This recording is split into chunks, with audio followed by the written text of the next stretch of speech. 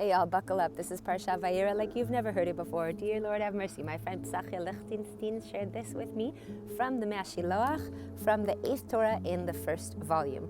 So you know how no matter how many years you've been learning Torah, like for me at least, I never get past the sacrifice of Isaac. I don't understand it. I don't understand why we praise Abraham for doing such a thing.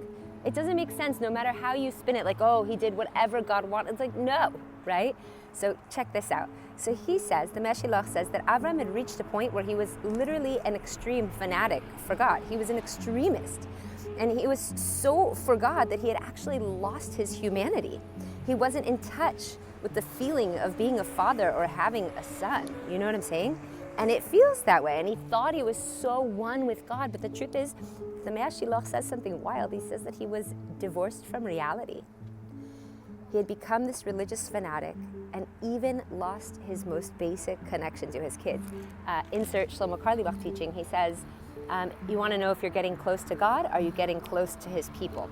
And if you are looking down on his people and getting far from his people and not connecting with his people, then likely you're not getting close to God, and vice versa.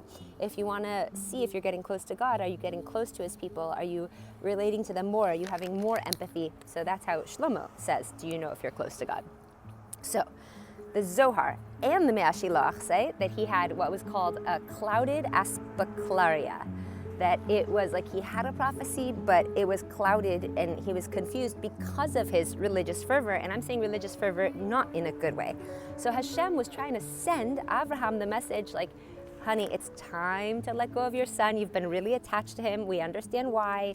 He's the fulfillment of your prophecy. He's the perpetuation of your legacy. But you need to let go. You need to let go and let him have his own life.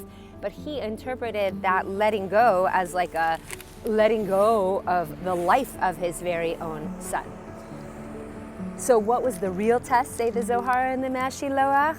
To ignore the clouded prophecy and to know that Hashem would never ask him to do something so immoral that would harm his own child. And that the moment that Abraham put the knife down and realized and was really willing to accept the real truth, was really willing to re-find his humanity and ditch the religious fervor, was when he passed the test. So wow, Me'ashilach and the Zohar come to bring a radical new interpretation of Akidat Yitzchak, which is don't be a fanatic. But if you are a fanatic, just keep your humanity. And again, you can tune back into that Reb Shlomo teaching, is if you want to know if you're getting close to God, ask yourself, am I getting closer to his people? Am I getting closer to his world? Am I getting more and more grounded?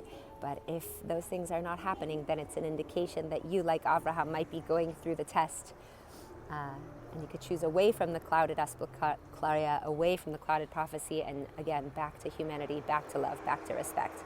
Woo! Hope you enjoyed that. That's a cool new interpretation. I love it.